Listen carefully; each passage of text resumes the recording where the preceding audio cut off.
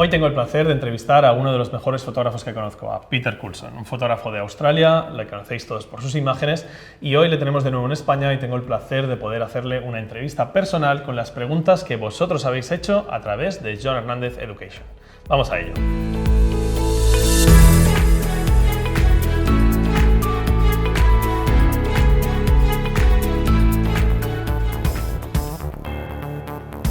Peter cuenta con una plataforma online llamada Inspired by Peter Coulson. En esta plataforma, Peter publica tutoriales constantemente y por una reducida cuota mensual o anual podéis acceder a todo el contenido y extras como conexiones en directo con sus sesiones de fotos. Echarle un vistazo porque no tiene desperdicio. Hola a todos, soy Jon Hernández y aquí me tenéis una semana más con un vídeo sobre iluminación y fotografía. Hoy otro vídeo de esta última serie que estamos creando de entrevistas con personas que para mí son relevantes en el mundo de la fotografía. Y hoy más que nunca tengo a uno de los grandes de la fotografía. Tengo aquí a Peter Coulson, que ha venido desde Australia para dar el workshop que damos cada año aquí en Barcelona con él, y vamos a aprovechar para hacerle una entrevista, pero no una entrevista que haga yo, sino más bien una entrevista que vais a hacer vosotros, ya que hemos recolectado preguntas de los miembros del canal y las hemos puesto aquí todas juntas para ir preguntándole a Peter. Peter, thank you very much for joining us for this, and thank you for pressing yourself to do this interview. So I have a couple of questions from the people that follows us, and they are interested on some things of you. So yep, cool. I would just ask you some stuff, and let's see what you think about it. Bien, os cuento, esto va a ser una entrevista, vamos a estar hablando con Peter durante un rato, las preguntas que vosotros habéis solicitado que le hagamos, y después tendremos otro vídeo en el que pondremos un retoque en directo de una foto por Peter Coulson, es decir, todo su procesado de conversión a blanco y negro y todo lo que él hace en una imagen antes de publicarla. Todo esto lo tendréis en otro vídeo que lo tendréis accesible solo para miembros. Os podéis hacer miembros del canal dándole al botón que pone unirse, que tenéis la opción de hacerlo en YouTube, o mucho mejor a través de nuestra plataforma jonhernandez.education, donde tenéis todos los vídeos por categorías, tenéis un foro para dudas y respuestas y tenéis un montón de opciones más para interactuar con nosotros. Así que este segundo vídeo de la parte del retoque estará solo en la plataforma y en la parte de miembros, y la entrevista la podéis ver al completo en este vídeo, así que seguimos con él. Okay, the first one, it will be very appropriate to start with. It says, how did you start and how did you progress in your career? It's a very long answer. Very early on, I was given a camera for my birthday. Okay. And I was a musician at the time, and I played around with that, and ended up stealing Dad's camera and going to rock concerts, and found I could get into the concerts because he had a Minolta with the big Mets. And then started really enjoying the photography side of things as well as getting into the concerts. Mm-hmm. But my parents didn't like the fact I wanted to be a musician. They said, you know, you're going to be a bum, you're not going to make money. So they said, you've got to go to photo school. And I failed. 1 month they kicked me out. I was terrible. They put everything in a box, and I learned different to other people. I couldn't learn. Yeah. And they didn't explain things properly, and they just said, because. Well, my brain's going, no, I don't understand. So they ended up letting me do music, but I did sound engineering. Okay. So, and a big difference was there's no box. Sound engineering can do anything. Right. So one day you can have a snare sound like this, tomorrow you can have it like this. Every day you can do whatever you like. Right. But photography, they kept on doing this. Everything the same. Yeah. Everything the same. Anyway, long story short, music finished up for me, got married, had kids, started my own businesses in completely different fields, but I always used my photography as a hobby, and for my businesses I did all the photography work and the advertising work. Okay. And then a magazine that one of my businesses were advertising in said to me, who does your ads? And I said, I do. And I said, no, don't let, who does your ads? And then they asked, who does your photography, where do you get the photos from? Right. And they didn't believe me, but he said, well, can you bring some in? So in Australia we have these like milk crates where milk bottles put in. Yeah. And I went in with whole milk crates full of trannies, the old negatives. Mm-hmm. And they've just gone and they're looking on the old table, the old loop through the eye, and looking, and he just rang up the boss and said, get up here now. So I sold $30,000 worth of photography that day. What kind of photos were that? Fish. Fish photography. Fishing. Fly fishing, a lot of fly fishing and a bit of sports fishing, but most of it was fishing. Okay. Because my business was a fly fishing business. Okay. And I was a keen fly fisherman, and I love my photography, so I always have a camera on me. That's cool. It's very different. Yeah. So they wanted me wanting to employ me as staff. I said, no, I can't. I'm my own boss. I don't work for people. So we came up with an arrangement. They just flew me to places and then paid me per photo. So it was up to me to take good photos. Okay. If I took terrible photos, I didn't get They're paid. gonna get paid. Yeah. And how old were you at that time? I'm 30s. 30s. That's pretty cool. Yeah. And then one day, there's another long story, I won't go into it, but we had to do a shoot for Columbia Clothing. And the clothes were in Australia and they were only samples, but they wanted to quickly get an ad into a magazine. So they asked me, can you shoot the 2 models in the clothing? And I fell in love with being in the studio. So that's how you started? That's how I started. And pretty That's much cool. within a month of doing that shoot, I said to my wife, honey, we're going to go bankrupt. I want to be a fashion photographer. And she goes, what do you know about fashion? I said, nothing. But I want it, no? I want to. That's all. And I actually realised I did know a lot about fashion just because I used to love, when I was young, looking at Vogues and things like that.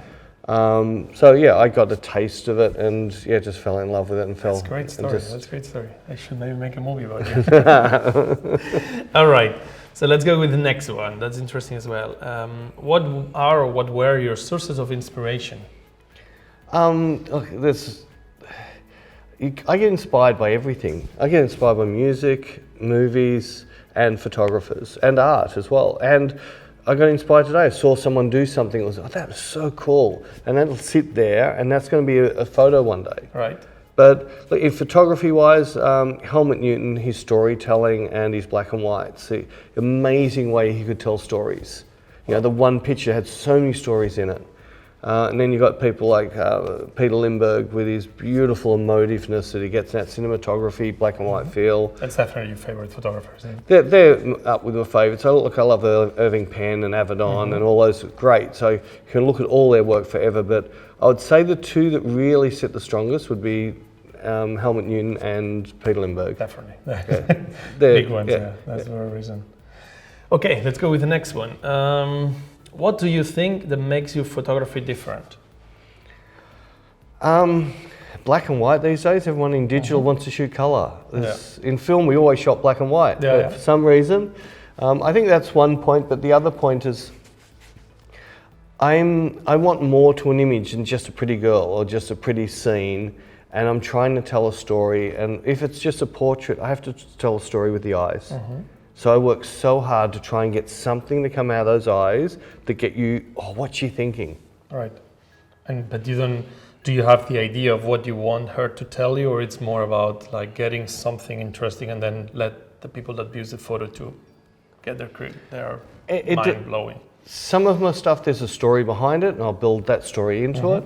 But when it's just portrait and beauty and things like that, even the sort of, the women aren't wearing much and like that, no, they're going to tell me the story. All I'm going to do is encourage them to let go. Okay. Encourage them I just say to them, the camera is who you want it to be. Okay. It can be your best friend, your lover, your enemy, it can be a rock star, it could be anybody, it can be a dog. But now I want you to look in and talk to that dog only with your eyes. Okay. So, because I want to capture you like nobody else except someone very close ever sees of you. Okay. So for you, it's more about getting something out of them. Yeah. Not so important if it's something or another thing. Yeah, just it's getting something special personal, out of them that nobody else has ever got out of them. That's a very cool approach. That's interesting. Okay, so he says, your images are known for their elegance, sensuality, and a kind of mystery. And that person guessed that the objectives probably have evolved and got defined over time. Obviously, starting with fish probably changed over time. But did you start in photography with different objectives and different photography styles, let's say in fashion photography? Oh yeah, definitely. I started off too technical. I could do a 13 light setup just using a light meter and do it perfectly lit every time. And you know, the hair light would be this, and the catch light in the eye would be 5.6, and this would be. I had all my drawings drawn out to how I was going to light it. The picture's just boring because the model could not move a millimeter. They were fixed in, and yeah, they were like beautiful paintings, but they were soulless. There was no soul to it, and I started really not liking the whole experience of setting up the lights and then restricting the subject to be just there and they can't move anything. And just one day I said, no, I took a weekend off, I got a couple of models in, and I said, I'm going to go back to one light. I threw my light meter right way, To the basics. just went to one light and learnt how to light with one light, and I've pretty much stayed there ever since. Yeah, you mostly do one light setups. Yeah. You still work with a couple of lights Oh, sometimes, but whenever the picture even needs clamshell. I still treat clamshell Okay. as one light because Yeah. I'm still lighting Yeah, it. yeah, I always say that clamshell is the only light that has multiple lights, but it's one light. It's still coming Because through it it light. really Because it's behaves sort of different. like a ring flash, but just. Yeah, you So- create the shape of it then. And lights on backgrounds and that doesn't count. I'm talking about the subject. Yeah, I like to the try key and lights, light one light. And you would have seen on the workshop when I put the octobox on the side, I could then feather it off on them. And now I get so much enjoyment lighting the background and the foreground with With one just light. one light, yeah. Yeah, definitely Technic allows you to do much more with one light than actually someone who doesn't know how to use the light with multiple light. But also gives me the freedom to move the model now. Yeah. Yeah, of course. We only have the one light to worry about. We don't have to worry about a second light Yeah. coming in. And getting, Yeah. right. Okay, so that one is interesting. Is which is the photo you feel more proud of and why? Difficult one. It is. There's a couple. There's one of my photos which is what I call my meaning of life. So it's a topless ballerina on fetish high heels ballerina shoes, which you can't stand. Anne's the only person I've ever seen stand in them. And her hands are tied behind her back with red silk, and she's got a white noose around her neck. Okay. And that's my meaning of life. Okay. When you look at the picture and look at it for what it is, nobody told Anne how long she had to keep her balance. They didn't say, if you can stay there for an hour, we'll come and let you go. Okay. Which means as soon as she lost her balance, she dies. Okay. And my meaning of life, if you lose balance with your brain, if you lose balance with your health, all of that, you lose balance and things goes bad. But nobody's told you how long you have to hold this uncomfortable position. Right. And that's just my meaning of life. And still today, it's a very old photo, it's still one of my favourites Okay. because, That's an interesting one. yeah, it just, there's other photos that lots of people love. And Yeah. Yeah, the end is Yeah. what it means to you. it no? doesn't, yeah, they don't mean Yeah, that. popular is not always good. No, Well, it's not there's always- the ballet dancer, we call it the tripod shot, and she's on point and she's perfect looking yeah, at yeah. I know that one. Yeah. 2 frames, click, click, we got it. No. We got to lean over and grab her toes and then just cover herself, then come up, and the first frame, second frame, we got it. It was just too easy. We just fluked it. It was a fluke. Yeah. We had the idea of the story, but we captured that image just so quick and easy. It's not like it's enjoyable for Yeah, me. the other one has more depth. more The one with Anne was 4 hours of hard work. 4 hours. Wow. We had someone with a stick with the noose on it. If we couldn't have it tied, Yeah, she would of have course. died. It would be dangerous. Right. Okay, so here, where do you feel more comfortable, in studio or outdoors? More comfortable in studio, but I prefer to shoot outdoors. That's cool. Just getting off your comfort zone. That's a good sign. No, just you never know what Mother Nature's going to give you. Whereas Yeah. in the studio, I have 100% control. Full control, yeah, Yeah. exactly. Okay, he says, people normally say it is important to know your subject before taking the photos, and usually photographers recommend to meet the person before shooting itself. Do you do castings in that sense, and have you ever turned down a model because you thought there was no connection in the casting with you? Do you think that could be the reason to not be able to achieve what you had in mind? Yeah, definitely. Not everybody gets along with everybody. And I know for a fact there's a certain style of model that I don't tend to connect with. We don't normally have cars commercially on commercial shoots. I normally say to the client, can you give me half an hour with the model? Yeah. And then I'll get the best out of them. Under that situation, I have to connect with everybody. But on my own work, yeah, no, if I can't connect, I just don't shoot with them. And there's plenty of very, very pretty models I don't work with because I just can't get my look out of them. This is definitely more important, the connection. Yeah, than so the much looks more important. than the physics. And you've seen it yourself in here last Yeah, year. Every time. Even a little bit this year. You saw it doesn't take me long to get that connection with them. Yeah, I'm really always saying that I think you're the best model director I know, because it's just amazing how you just manipulate in the positive sense. I don't get it. I'm 58-year-old, overweight Aussie that says the worst jokes in the world, and these beautiful young 18 through to 30-year-old women within half an hour, they're just, oh, I love you. Yeah. But that's something I got with them. I think they do feel that the whole experience is just to make them the most beautiful person in the world. Exactly. And they like the fact that that's all I'm trying. I'm just trying to get the most beautiful picture in the world of them. Yeah, that's a really good. There was a photographer, a German guy, that said that just make the person in front of you feel like it's the most important person in the world at that moment. Yeah. I think it's really. All right, so there is a lot of controversy in this one because on the last video we did last year, you comment that most photographers are putting too much attention on focus and that you don't care much about focus. So I get that asked all the time, like, what, he doesn't focus? Okay, so up to where, that person is asking, up to what point we can say a photo is acceptable, talking about the out of focus image?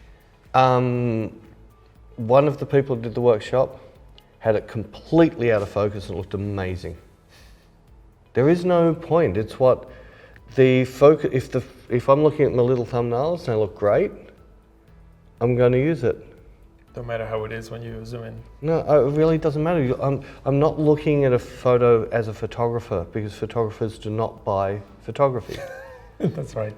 I'm looking through it as an image, not a photo, an image. And that could be a painted image, it could be whatever. And lots of people have seen those beautiful shots where you might have had water on the glass and you focus on the water and you've got the out of focus subject in the back. Well, you pull that water, it's still a beautiful picture without the water on the glass. Yeah. So to me, it's art. If you like it, print it and show the world. I put a picture up of Anne 2 days ago and it's a bit soft. And I looked around, no, this is still my favourite photo, I'm going to do it. I guess the limit is when you don't like it anymore, no? And somehow you have to train yourself to stop not liking a picture just because it's not in focus. Yeah, because focus was, I still haven't found the person who showed me the first person that said it has to be in focus on the eye. And right. so when you do a landscape picture, where's your focus? Yep. Right? So when you do wildlife, one of my favourite wildlife photographers focus halfway down the nose. Okay. You get those fine, but then the eyes look like the devil in the background because they're sort of. If you shoot someone in focus here and someone behind them out of focus, this person always looks like they're going to kill this person. Yeah. So when you bring the eyes back, it does the same thing. It puts this devilly type ofness into the shot. That's totally right. Yeah. I really push it. Photography is an art. There is no right or wrong. You can photograph a white wall and put it into an exhibition. Yeah, someone pays for it. Yeah, soup cans. Someone did soup cans many years ago, right? So I really think it's if we become too technical and camera clubby, we're just creating boring photos. Everything's in its perfect place. And as soon as you put a bit of motion blur on something and pull a little bit out of focus on it, a little lens, all the things that you're not supposed to do, it's amazing how this picture gets life. It's more interesting. I remember now that one of the most expensive pictures that sold really expensive, it was a picture of a river. It was different colors. It's completely out of focus. Yeah. Actually trepidated or moved.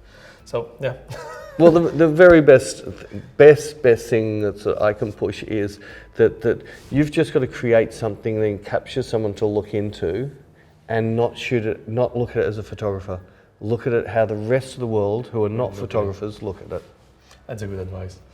All right, let's go with a few last ones. That's more technical. Which is your favorite modifier, the one you feel most comfortable working with, and why? I have two. Have two? Okay. Yeah. The biggest octobox I can use. Okay. No matter, it's the biggest? The one about 150, 180? 180. 180. 180 is my favourite. I can get really good graduations, or I can make it really sharp. Okay. And the straight Profoto bare bulb. So no modifier. No modifier. From the ones that have the bulb retracted, no? Retracted, yeah, the flat ones. Yeah, they're by far my favourite two lights. Okay. And if I didn't have the Profoto, the Broncolor with the small dish on, same thing.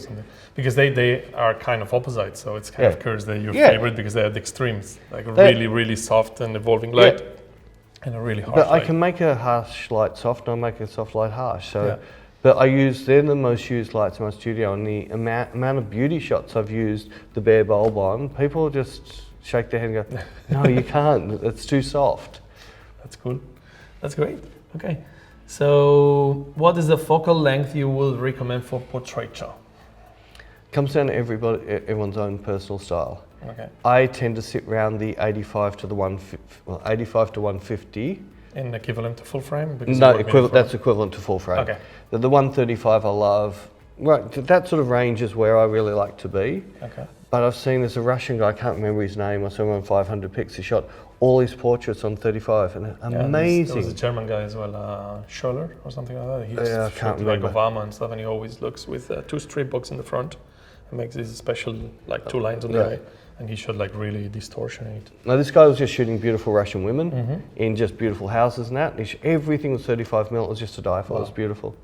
But we just did a tutorial on lenses and what changes the face. So we did and then we put it into a GIF so you can see the face changes. That's cool. So yeah, if you've got a harsh face along the lens, it's going to soften it. And if you've got a very round face, maybe come in with a slightly wider. That's one of the things I try to teach all the time, and people doesn't get to understand it. Like, you have to use a lens depending on who you have in front of you. It's not just one lens for everything. It's the same with lighting. Yeah. You can't put the same light on everyone. No, that makes a lot of sense. Okay, one more. What editing software do you use for processing your images? Well, if I'm on my Hasselblad, I'll come out of Focus first and into Photoshop. Okay. I'll do most of my work in the Focus software, the Hasselblad software, and then all I'm doing is maybe dust spot removal, the odd pimple, just tiny little things that I can't do. When I'm shooting with Sony, I'm at the moment going through ACR, Adobe Camera Raw. Well, I come out of Photo Mechanic first, which I select my pictures. Then I go into ACR, and as I do two different ways. I'll either try and finish it in ACR and just clean it up a little bit, or I flatten it out, so make it very soft in a way. Bring up the shadows, bring up the blacks, pull down the highlights, pull down the whites to pull everything more in the middle of the. Yeah, we will see it actually live on the retouch. Vamos a ver un retoque en directo en la parte de Jon Hernandez Education en la plataforma solo para miembros, y tendréis un retoque en directo de una foto de Peter Coulson, así que podréis ver todo el proceso que hace. Are you going to retouch a Sony picture or a Hasselblad picture? I think I'll just do a Hasselblad, but I'm still going to do it through Camera Raw. Camera Raw, not through Hasselblad. Perfect. Yeah, so that's what everyone has. Okay, let's go with the next one. We almost finished here. Most of your pictures are black and white, but you also take some color shots. Do you think you will continue like that, or you feel like color may take importance in your photography in the future? 70% of my commercial work is color. Wow. No one will expect that, I think. You don't use, that's another thing I love of your portfolio. You use your personal work for your portfolio. Yeah, I not don't your use commercial work. Because I always say that commercial work is what they let you do. That's not my look. That's what I'm told. And the other thing I don't like doing is nobody knows what celebrities I've ever shot. Okay. You won't find them. That's true. Why does it make me a better photographer if I've shot Madonna? Yeah, that's. But if I make this girl who's a nobody look as good as Madonna, that's more important. More important, yeah. So yeah, I really, there's a little bit of commercial work I'll show because I like the shoot, and some of my clients have been good enough to let me have complete run. So it's normally the clients that let me have complete control. I will put that out, but most of the time I go, I would never do that. Okay, so do you think in your personal work it will change, or will it stick to I love black my black and white. You're a black and white photographer. I'm a black and white photographer. Okay, cool. Okay, 2 more questions. Sometimes it is ridiculous how people who don't know anything about photography can criticize nowadays, especially in the social network. You can like it or not, but how do you handle non-constructive criticism? I think that's more like advice for people who starting to put their pictures out and they get lots of bad comments. Okay. I tend to completely ignore it unless I think I can educate them. And if I think I can educate them, I normally personal message them. Okay. I never take it out on the wild. On the wild, because it annoys me, because some people will say something and other followers of mine will start attacking that person. I don't like that. So let me fight my own battle. And there was a really good one where a guy didn't get something, and these other 2 attacked him before I had time to get an answer to him. Fanboys, no? And then he deleted his comment, but I really wanted to answer his comment because it would have taught a lot of people. Yeah, exactly. That this guy wasn't wrong, he just needed to look through different eyes. Okay. So from that side, if they attack my models, I just delete, gone, Okay. instant. Yeah, that's If they say give a girl a hamburger or anything attacking what's got, the model has not much say in my photo, right? So I decided that's the photo I'm using. I decide that's how I've retouched it. That's not what That's not she's her putting fault, out. yeah. That's not her fault. And she should not get blamed for the well, result you've there. seen Beck. Beck is a beanpole. She eats whole pizzas on her own. That's just her, and people attack her about being too skinny. Well, that's not her fault. Yeah, exactly. That's just, so I get angry at that. But on social media, I've got some so funny ones I've actually saved to actually show people, to teach them, where people actually cropped the part out and written "what the fuck." And I answered, one of them was about a foot. The toe was bent like that on the foot. This beautiful art nude shot. Yeah, but he's picked on the toe. But I actually loved the toe, that's why I used it. Yeah. And I said, yeah, it took me ages with a brick and a hammer to get the toe to look like that. So sometimes I'll just joke around. Yeah, that's probably the best strategy. Don't feed the troll. That's usually what we say. Okay, last one. That's probably more about inspiration. What is your opinion about the idea that photography is saturated, that how many images we see every day, and that everyone has a camera nowadays? The fact that almost no one prints and all this stuff that goes on. How is all of this degrading a profession and a passion like photography? And the question is there much future in photography? What did the artists say when cameras first came out? All the artists said they were going to be broke there's still painters all over the world. Yeah. The thing with photography, we're getting saturated with images. It has never been easier now if you're a singer, a musician, a photographer, an actor, a movie director, to become famous. You have Facebook, YouTube, all these platforms you can show the world. Yeah, you can and reach many more people. you can just, if you do it right, they're going to grab you. The art of telling a story, the art of creating a style, all the people I find, they're not telling stories or creating styles. You will always stand out.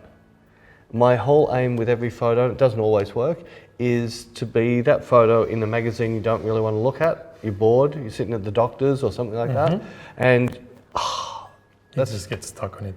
Yeah, and it could be I hate it or I love it. It doesn't matter. If I stop you on it, I win. Yeah. So my aim is to try and create those photos that stop people. It doesn't matter if you looked at 1 million photos today, but if you stopped on mine, You did your job well. that's what I'm aiming at, yeah. So you think there is a future in photography 100% in every way, no? There's like videos growing and things like that. But at the end of the day, photography is photography. It'll never die. Cool. Thank you, Peter. Thank you That's very right. much. No worries. Bueno, como habéis visto, Peter es tremendamente inspiracional, ha sido espectacular, creo que vuestras preguntas eran muy buenas y creo que las respuestas de Peter han sido geniales. Así que nada, ahora vamos a dejaros ya a los que estáis en la plataforma, en johnhernandez.education y también aquí en la parte de miembros del canal de YouTube, con un retoque en directo donde Peter va a retocar una imagen desde el principio hasta el final, desde un RAW que ha tomado con su cámara hasta todo el proceso para tener la imagen acabada como él la publicaría. Así que nos vemos ahora en el otro vídeo. Cualquier duda, dejar un comentario y nos vemos en johnhernandez.education.